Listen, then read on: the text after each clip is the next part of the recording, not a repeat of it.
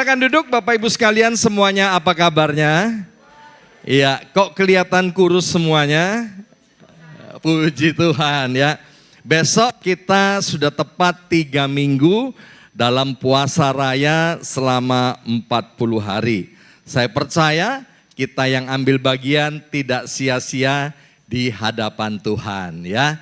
Baik Bapak Ibu sekalian, hari ini saya akan berbagi sebuah tema yaitu tetap bersinar di musim PHK ya. Tetap bersinar di musim pemutusan hubungan kerja. Nah, Bapak Ibu sekalian, saat ini dunia sedang mengalami ketidakpastian di dalam ekonomi. Banyak orang kehilangan pekerjaan, menghadapi kesulitan keuangan dan merasa tidak berdaya dalam menghadapi masa depan.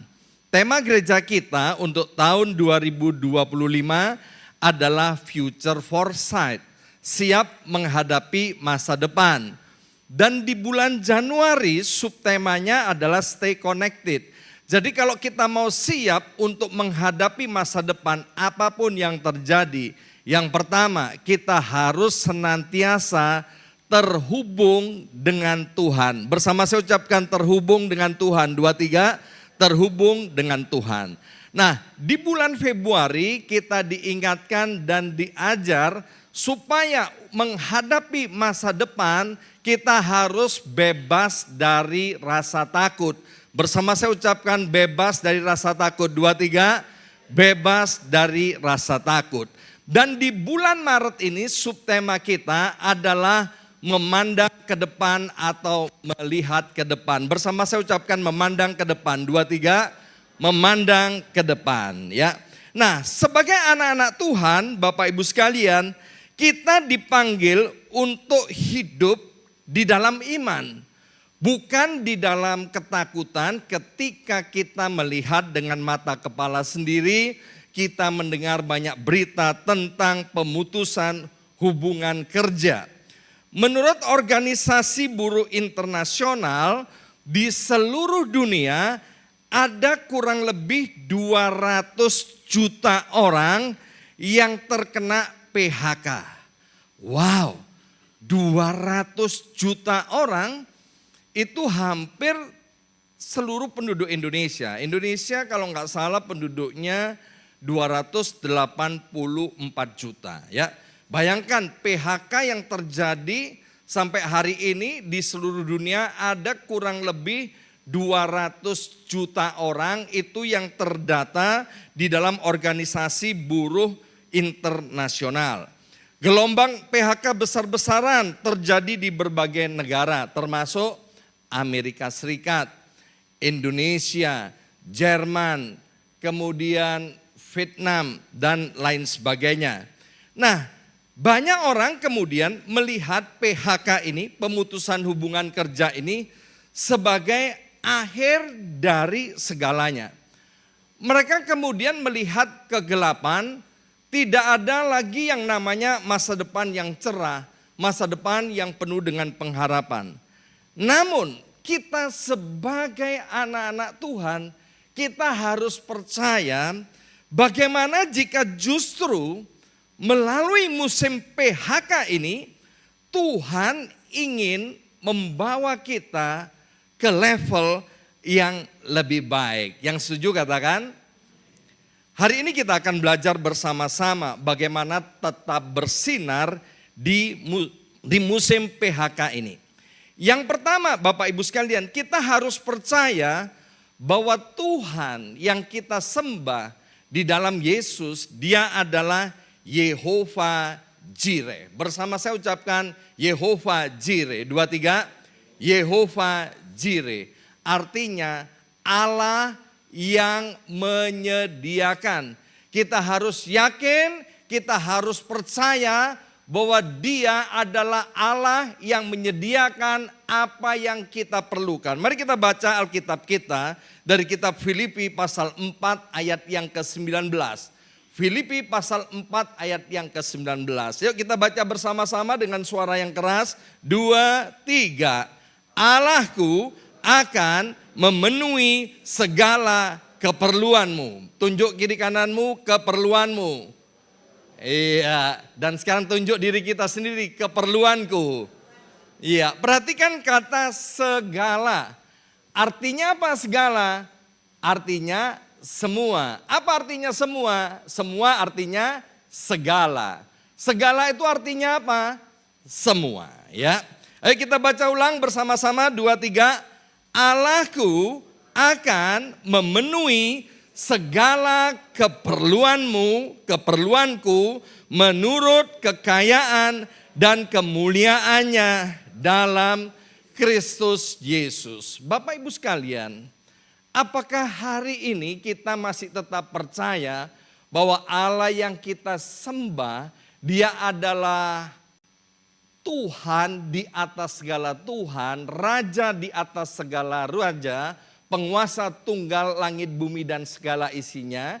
Apakah kita masih percaya? Amen.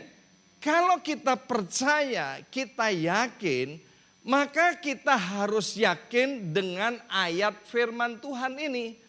Alkitab di dalam kitab Bilangan berkata bahwa Tuhan itu bukanlah manusia.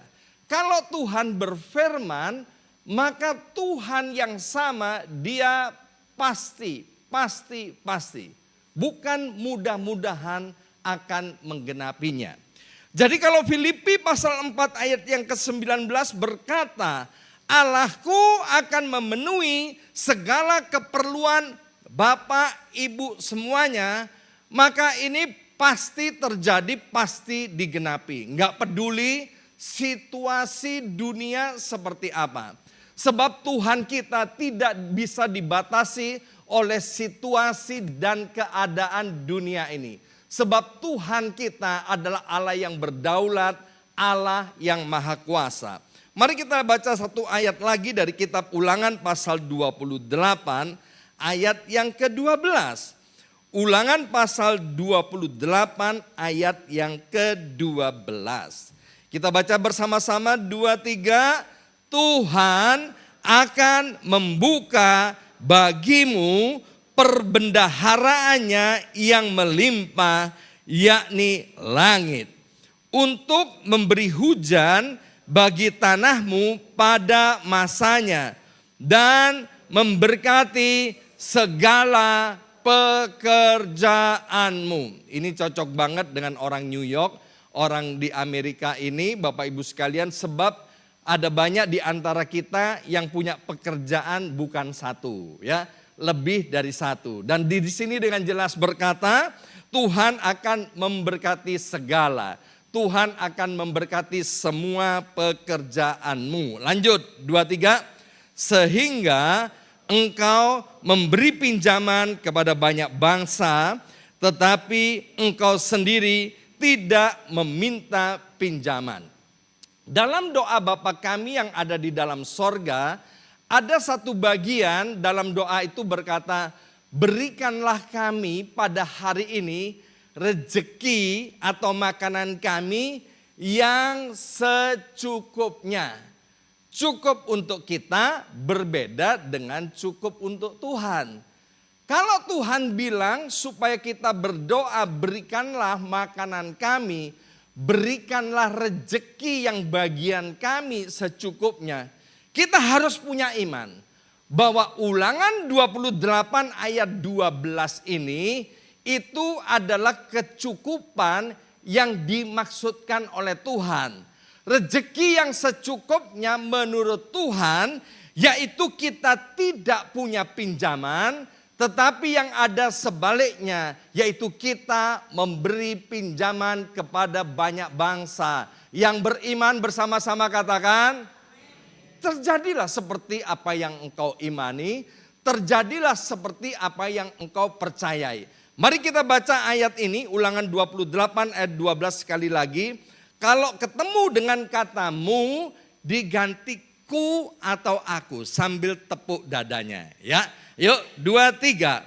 Tuhan akan membuka bagiku perbendaharaannya yang melimpah, yakni langit, untuk memberi hujan bagi tanahku pada masanya dan memberkati segala pekerjaanku, sehingga aku memberi pinjaman kepada banyak bangsa, tetapi aku sendiri tidak meminta pinjaman.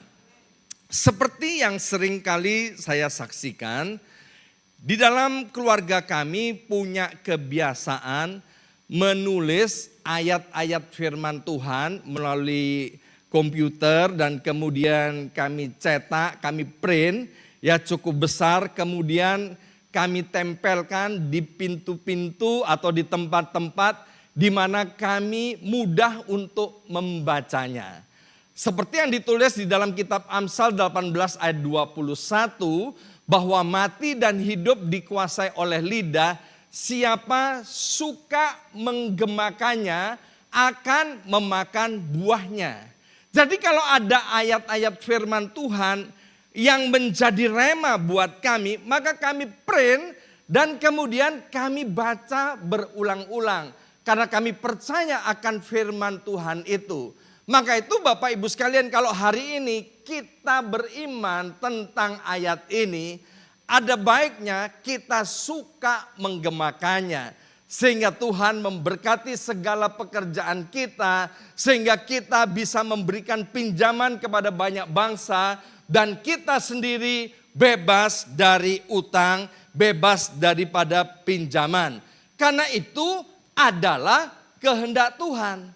Sekali lagi, coba lihat Ulangan pasal 28 ayat yang ke-12. Ini adalah kehendak Tuhan atas setiap kita, anak-anaknya.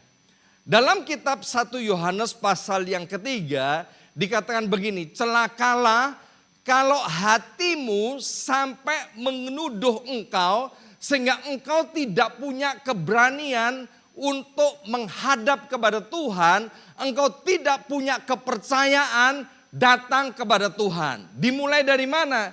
Ketika hati kita menuduh kita bahwa kamu itu brengsek, bahwa Tuhan itu tidak cinta kepada kamu, kamu itu memang orang sialan, kamu hidupnya ada di dalam kutuk. Sehingga kita gak berani datang kepada Tuhan. Singkirkan semua itu. Kalau Bapak Ibu ada di tempat ini, dengar. Karena Tuhan mencintai kita. Kalau Bapak Ibu ada di tempat ini, dengar. Karena Tuhan telah berkenan kepada kita. Amin. Tuhan sendiri bilang begini, mari kita berperkara. Kalau dosamu semerah kirmisi, aku Tuhan yang bisa menjadikannya seputih salju. Kalau dosamu semerah kain kesumba, aku Tuhan yang sanggup menjadikannya seputih bulu domba. Dan itu sudah dilakukan, sudah dibayar 2000 tahun yang lalu melalui karya salib Kristus. Amin. Sehingga kita yang ada di tempat ini yang percaya kepada Tuhan, tidak seorang pun di antara kita yang ditolak oleh Tuhan. Amin. Kita semua diperkenan oleh Tuhan. Ketika sumber manusia itu mengalami krisis, kita harus percaya bahwa sumber sorga tidak pernah mengalami krisis. Beberapa minggu yang lalu saya sudah sampaikan tentang Ishak, bagaimana Ishak diberkati oleh Tuhan di tengah-tengah situasi krisis. Percaya kepada Tuhan. Di musim PHK ini berarti kita menaruhkan pengharapan kita bukan kepada bos kita.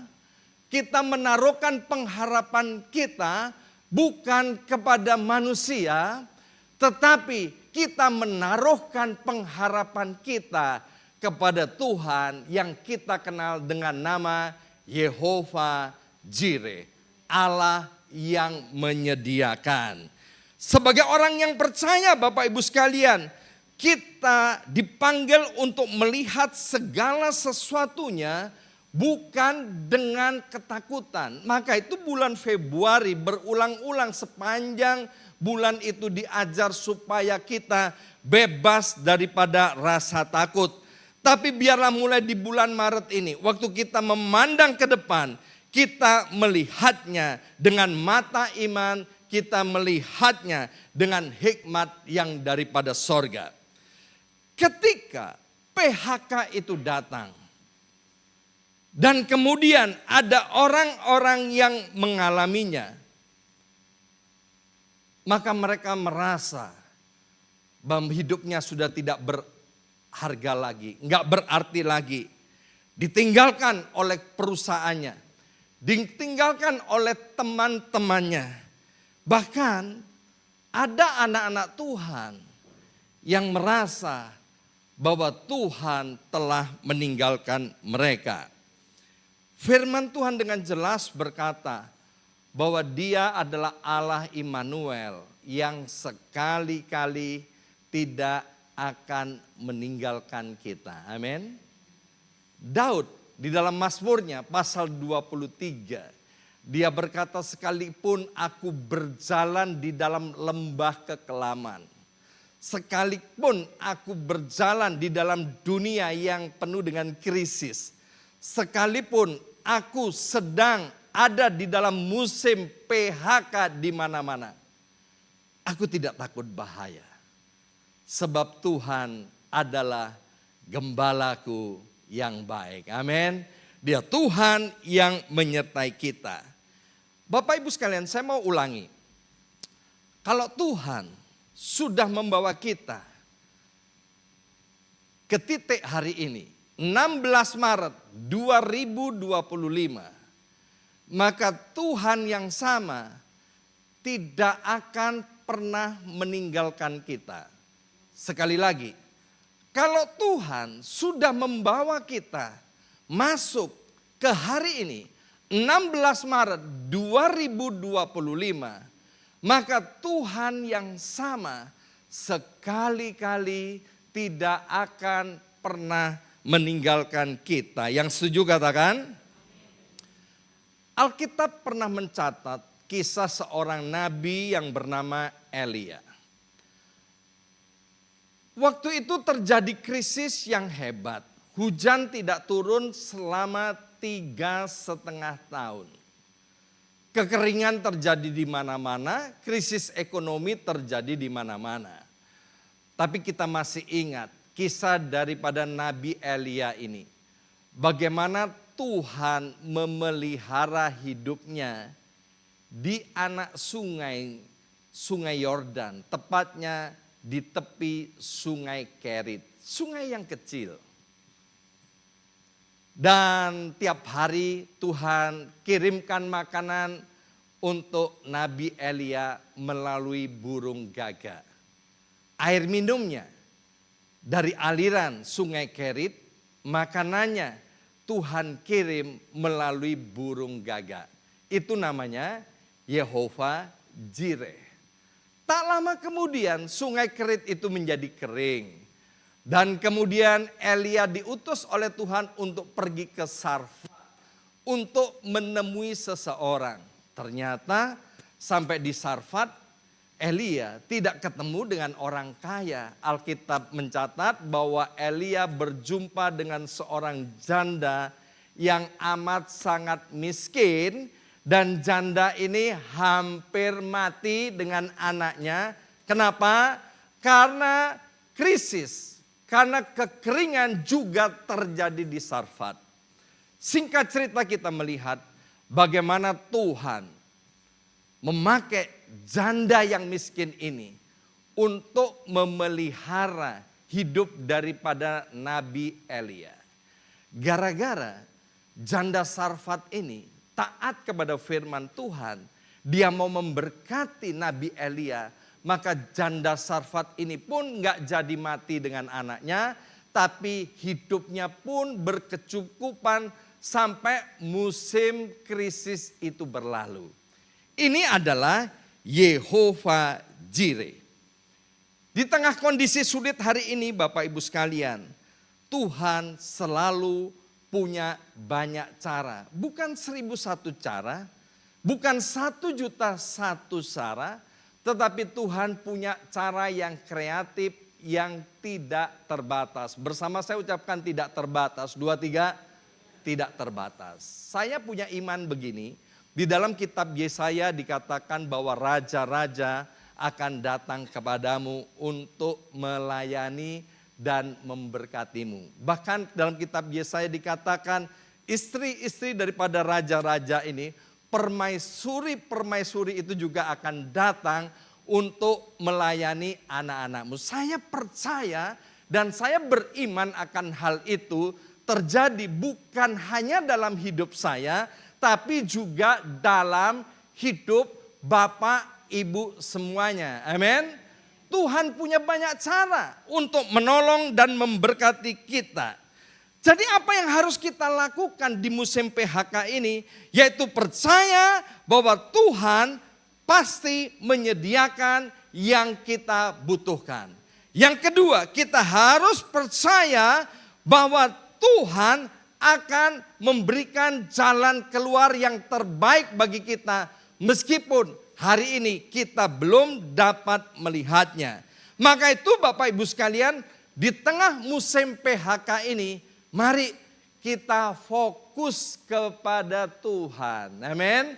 Bukan lagi fokus kepada badai PHK-nya, tapi fokuslah kepada Tuhan. Tuhan yang disebut dengan Yehovah Jireh. Hal yang kedua, bagaimana supaya kita tetap bersinar di musim PHK ini. Yang kedua, kita harus melihat bahwa musim PHK ini sebagai kesempatan untuk bertumbuh. Kita harus melihat bahwa musim PHK ini sebagai kesempatan untuk berkembang. PHK mungkin terasa menyakitkan, tetapi seringkali dipakai oleh Tuhan menjadi alat Tuhan membawa kita ke tempat yang lebih baik, lebih tinggi, lebih luas, dan lebih dahsyat. Yang percaya katakan, mari kita buka Alkitab kita, ayat yang sangat terkenal dari kitab Roma pasal 8 ayat yang ke-28. Roma pasal 8 ayat 28 dan 29 kita baca bersama-sama mulai ayat yang ke-28, 23.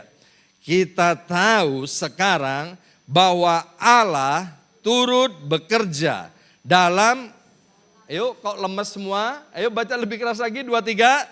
Kita tahu sekarang bahwa Allah turut bekerja dalam segala sesuatu untuk mendatangkan kebaikan bagi mereka yang mengasihi Dia, yaitu bagi mereka yang terpanggil sesuai dengan rencana Allah. 29.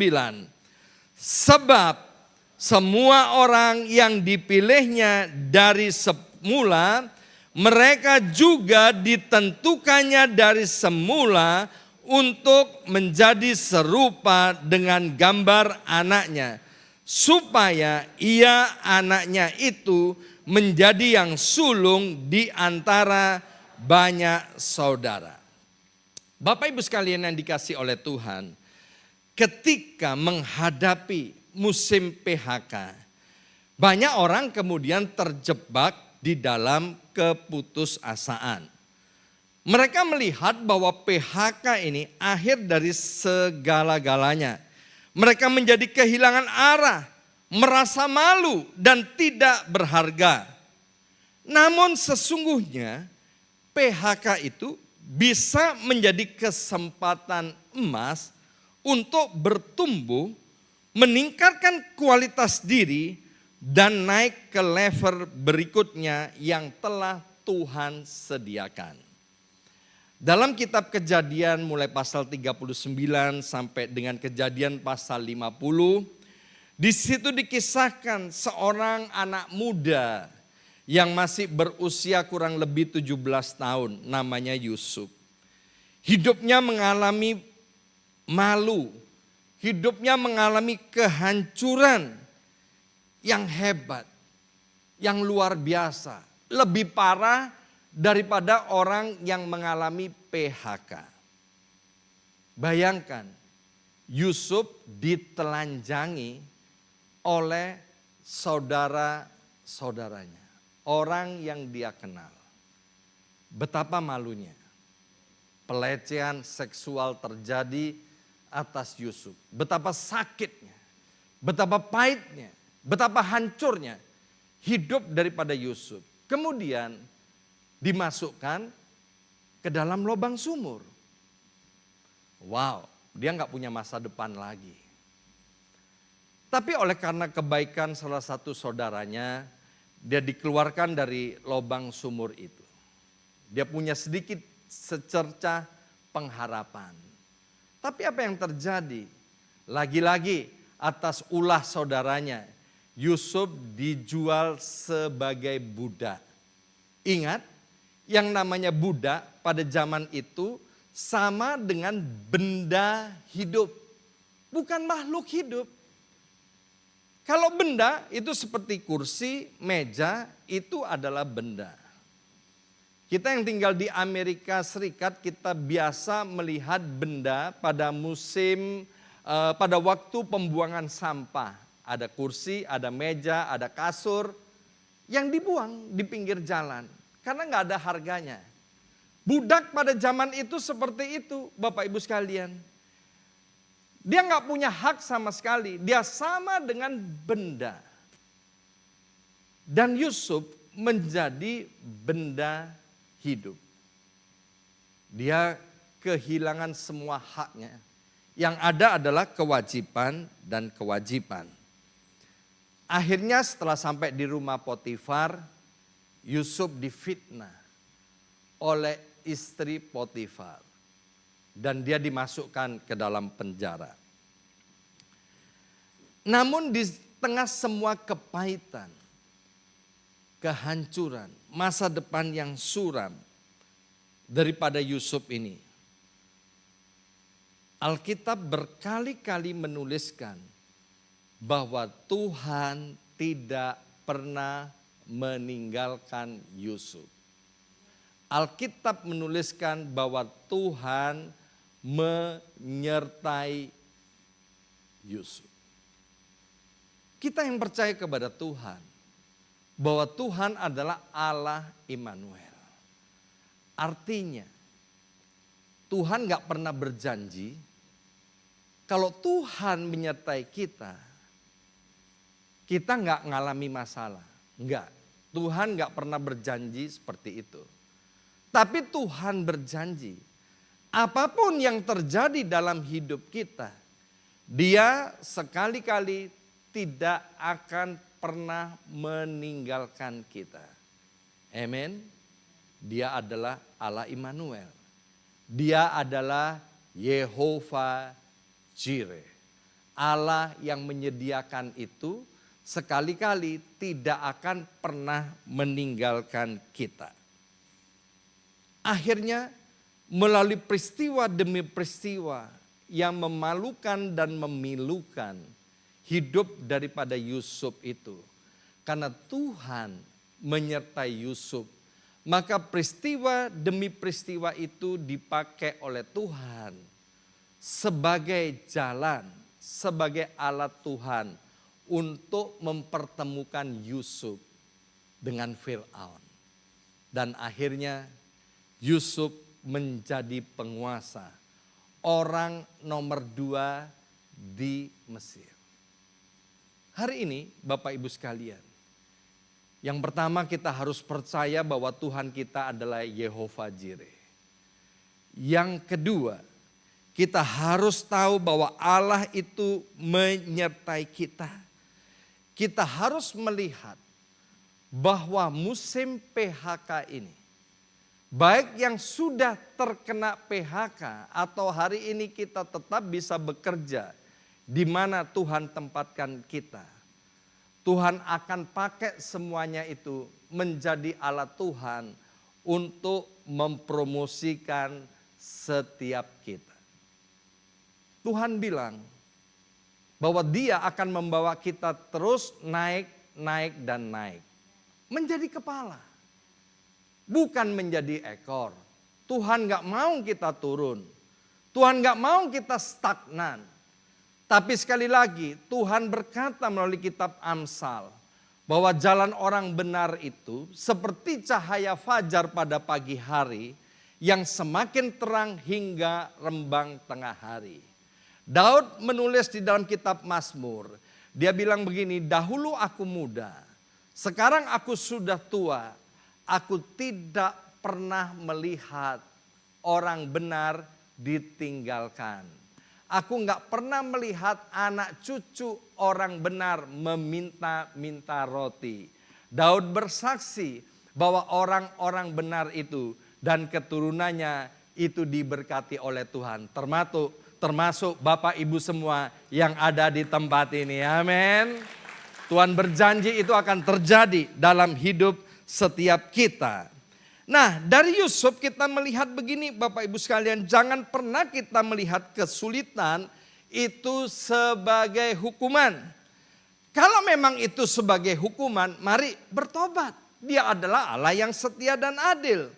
Tetapi biarlah kalau kesulitan itu sedang kita hadapi, itu kita harus melihatnya dengan kacamata iman, bahwa ini adalah proses yang sengaja Tuhan izinkan untuk mengangkat kita ke level yang lebih tinggi. Kalau Yusuf, Alkitab Perjanjian Lama, hanya disebut sebagai umat Tuhan. Tuhan promosikan waktu Tuhan menyertai Yusuf. Lebih-lebih kita Bapak Ibu sekalian, kita itu adalah milik Tuhan, kita itu adalah anaknya, kita itu telah diperkenan oleh Tuhan. Maka Tuhan dengan gembira dan sukacita, Dia akan mengangkat dan mempromosikan kehidupan kita.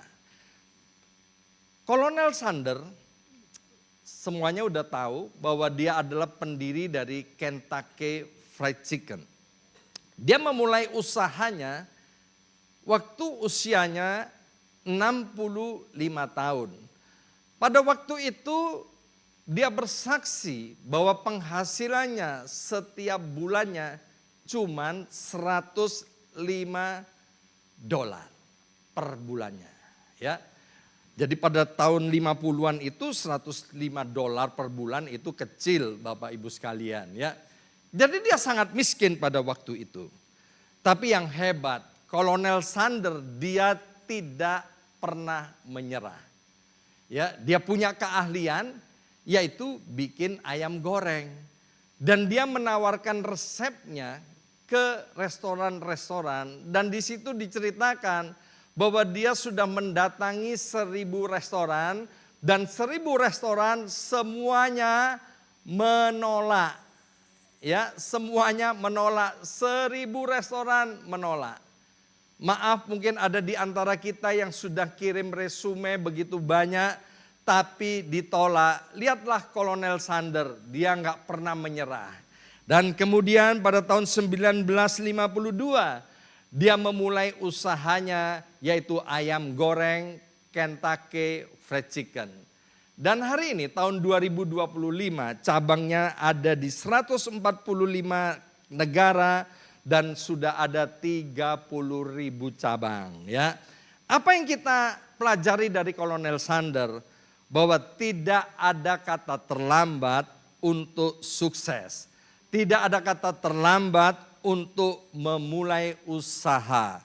Tuhan bisa mempromosikan dan mau mempromosikan kita kapan saja kita siap.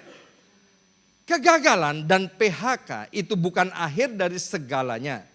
Tetapi inilah awal untuk menuju keberhasilan. Maka itu Bapak Ibu sekalian, jangan pernah menyerah hanya karena PHK. Dunia tidak selebar daun kelor. Dan ketika satu lamaran kepada lamaran lain ditolak, jangan pernah berputus asa. Amen. Dari Kolonel Sanders kita belajar, kita harus jadi orang yang pantang menyerah. Amsal bilang orang yang malas tidak akan mendapatkan buruannya. Jadi orang yang malas dia akan gampang menyerah. Kalau kita tidak malas Bapak Ibu sekalian, maka kita akan mencoba sampai mencoba dan mencoba lagi. Dari Kolonel Sander ini kita belajar, hari ini di musim PHK, mohon maaf kalau ada di antara kita yang sudah mengalami PHK. Coba lihat, karena Tuhan tidak pernah tidak melengkapi ciptaannya yang paling mulia itu dengan karunia atau talenta. Semua orang pasti punya talenta, satu talenta, setiap orang pasti punya bakat, paling tidak satu bakat. Waktu saya pengantin baru dengan Ibu Yongki ini, maka usaha pertama yang saya dan istri saya kerjakan yaitu membuat kue bikang Ambon. Istri saya selalu bangun jam 12 malam, mempersiapkan segala sesuatunya, dan pagi hari waktu kemudian kuenya sudah matang, saya pergi mengantarkan kue-kue yang sudah dibuat oleh Ibu Yongki ini ke toko-toko. Ada sedikit pesan sponsor, Bapak Ibu sekalian yang mau pengen belajar bikin kue bikang Ambon, silakan mendaftar for free ya. Dan akhirnya setelah kami cukup diberkati, maka resepnya diturunkan kepada adiknya ya. Dan hari ini udah berapa banyak orang yang menerima resep dari Ibu Yongki jualan kue bikang Ambon ya. Luar biasa, kuenya memang istimewa Bapak Ibu sekalian ya. Nah, kita belajar Bapak Ibu sekalian bahwa di musim PHK ini bisa menjadi awal dari sesuatu yang jauh lebih baik dan lebih hebat. Steve Jobs, pendiri daripada Apple berkata, orang yang berhasil adalah orang yang tidak takut memulai dari nol. Sekali lagi, orang yang sukses, orang yang berhasil adalah orang yang tidak takut memulai dari nol. Ingat, Kolonel Sander memulainya dari nol ketika usianya sudah tidak terbilang muda lagi. 65 tahun. Dan yang terakhir Bapak Ibu sekalian, bagaimana tetap bersinar di tengah musim PHK. Maka kita harus bekerja secara extra mile. Bersama saya ucapkan bekerja secara extra mile. 2, 3, bekerja secara extra mile. Mari kita baca dari kitab Kolose pasal 3 ayat 23 dan 24. Ayo kita baca sama-sama 2, 3. Apapun juga yang kamu perbuat, perbuatlah dengan segenap hatimu. Seperti untuk Tuhan dan bukan untuk manusia. Kamu tahu bahwa dari Tuhanlah kamu akan menerima bagian yang ditentukan bagimu sebagai upah. Kristus adalah Tuhan dan kamu hambanya. Bapak Ibu sekalian, sebagai anak-anak Tuhan, kita mulai hari ini tidak boleh lagi bekerja seperti orang-orang yang tidak mengenal Tuhan. Sekali lagi, di musim PHK ini, sebagai anak-anak Tuhan, kita tidak boleh lagi bekerja seperti orang-orang yang tidak mengenal Tuhan. Kita memiliki Roh Allah, kita memiliki Roh Kudus yang disebut dengan nama Spirit of Excellence, yang membuat kita menjadi beda dan unggul. Kita tidak boleh bekerja asal-asalan, tapi kita harus bekerja dengan semangat extra mile. Yesus sendiri berkata, kalau musuhmu mengajak kamu berjalan 1 mile, berjalanlah 2 mile. Itu adalah prinsip extra mile. Kita harus melakukan lebih dari yang diminta dan kita harus menjadi unggul, menjadi berkat di tempat kita bekerja. Waktu saya tiba di Amerika Serikat pada tahun 2008, maka saya mendengar joke di kalangan orang-orang Indonesia. Joke itu bilang begini, little to me, little to me, but salary no up. Dikit-dikit gue, tapi gajinya nggak naik-naik ya. Amit-amit jangan sampai ini ada di antara orang percaya. Amin. Yusuf, dia hanya punya kewajiban, gak punya hak. Tapi karena ada spirit of excellence itu, Yusuf gak digaji dalam bekerja. Tapi Yusuf memberikan yang terbaik. Alkitab bilang dari buahnya kita tahu pohonnya. Dan Potifar, dia adalah orang penting, dia pejabat. Dan dia dapat melihat, merasakan bahwa Yusuf istimewa. Meskipun tidak digaji, dia bekerja, memberikan yang terbaik. Seperti Kolose pasal 3 ayat 23 dan 24 itu. Dia melakukannya bukan untuk Potifar, tapi dia melakukan semuanya untuk Tuhan. Karena Alkitab bilang daripada Tuhanlah kita menerima upahnya. Company, restoran, pelanggan di mana kita ditempatkan atau melayaninya, itu cuman alat Tuhan untuk memberkati kita. Dan waktu Yusuf dimasukkan ke penjara, karena ada spirit of excellence, maka di penjara pun Yusuf meskipun tidak digaji, dia nggak bilang begini, little to me, little to me, bukan no salary, bukan salary no up, little to me, little to me, but no salary, enak aja. Enggak, Yusuf mengerjakannya semuanya dengan segenap hati. Mari kita lihat Amsal pasal 22 ayat 29. Amsal 22 ayat 29. Iya, Amsal 22. Ya, yuk kita baca bersama-sama 2-3. Pernahkah engkau melihat orang yang cakap dalam pekerjaannya?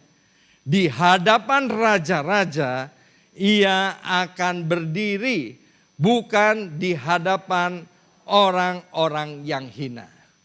Bapak Ibu sekalian, kalau kita diberkati, maaf, kita punya 2 pembantu di rumah kita, ya.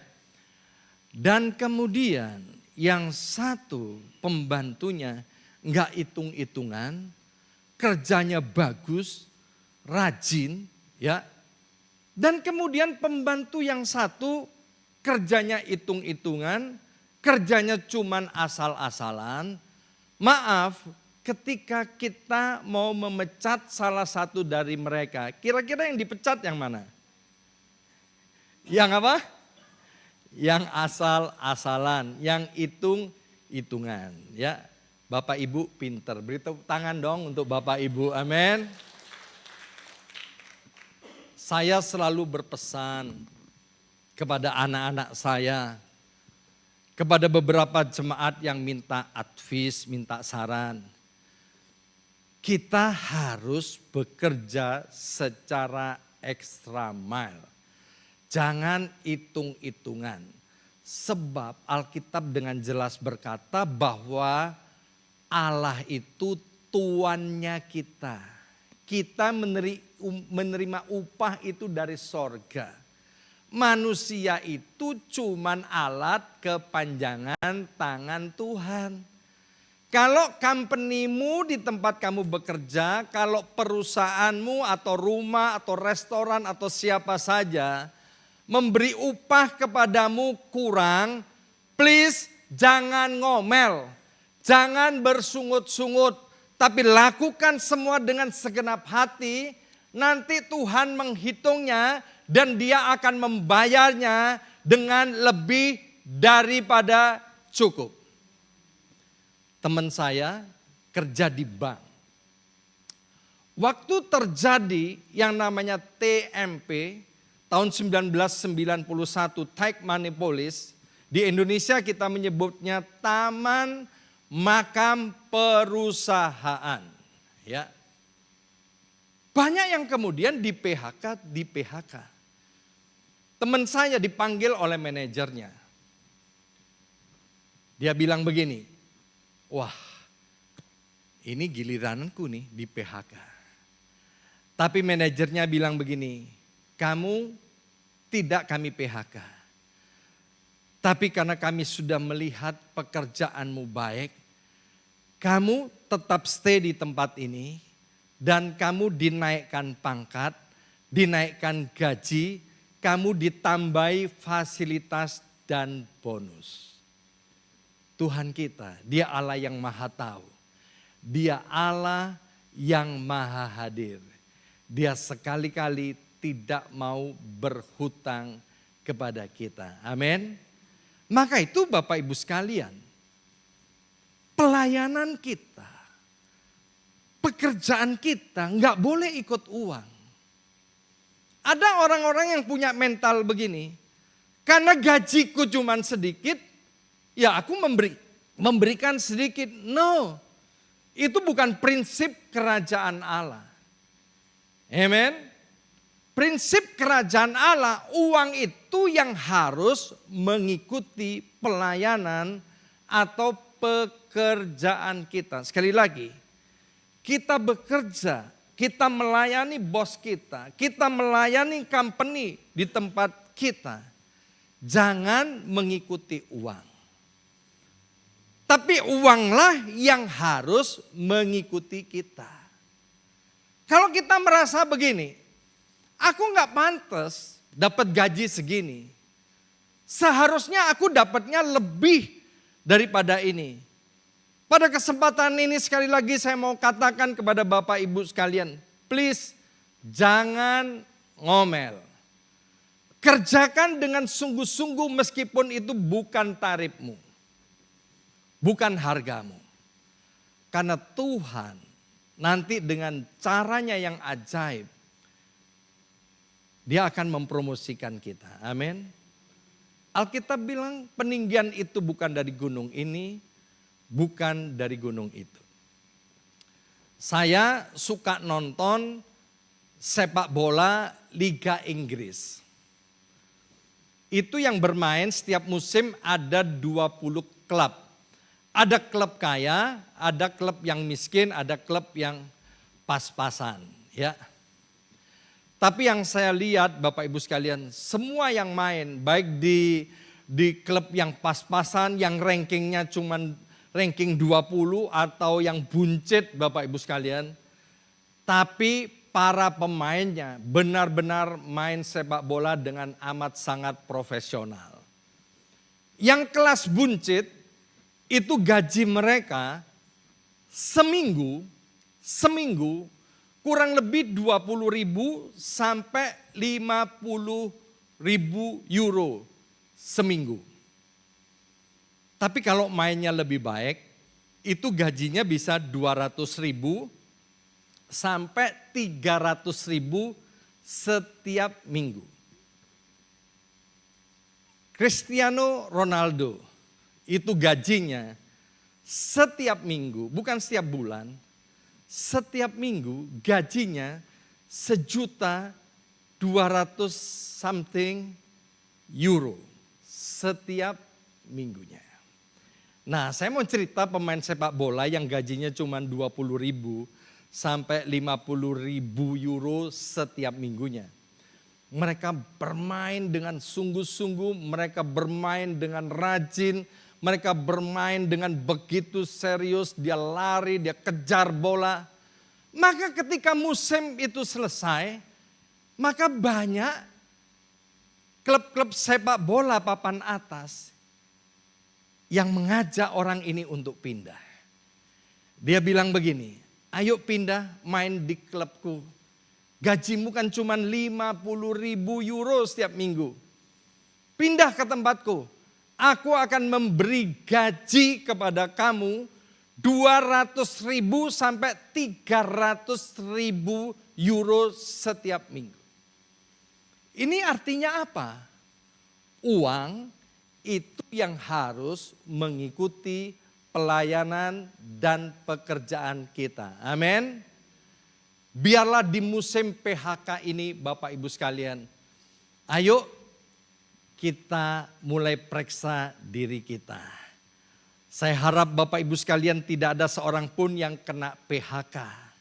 Tapi kita menjadi orang-orang yang dapat diandalkan. Kalau perusahaan perlu apa-apa, little to me. Amin. Kita harus bilang terima kasih, puji Tuhan. Artinya apa? Artinya perusahaan itu, orang itu melihat kita bahwa kita itu dapat diandalkan. Sekali lagi, promosi itu datangnya dari Tuhan. Saya undang pemain musik maju ke depan. Hari ini kita sudah belajar beberapa hal Bapak Ibu sekalian. Tetap bersinar di musim PHK. Yang pertama, kita harus percaya bahwa Tuhan adalah Yehova Jireh. Yang kedua, kita harus melihat bahwa musim PHK sebagai kesempatan untuk bertumbuh dan berkembang. Dan yang ketiga, mulai hari ini Bapak Ibu sekalian, please, bekerjalah secara extra mile. Kalau sampai tempat di mana kita kerja bangkrut, tutup, maka akan banyak company yang datang untuk melamar kita. Amin. Dia adalah Yehova Jireh yang punya banyak cara yang tidak terbatas untuk mencukupi segala kebutuhan kita dan mempromosikan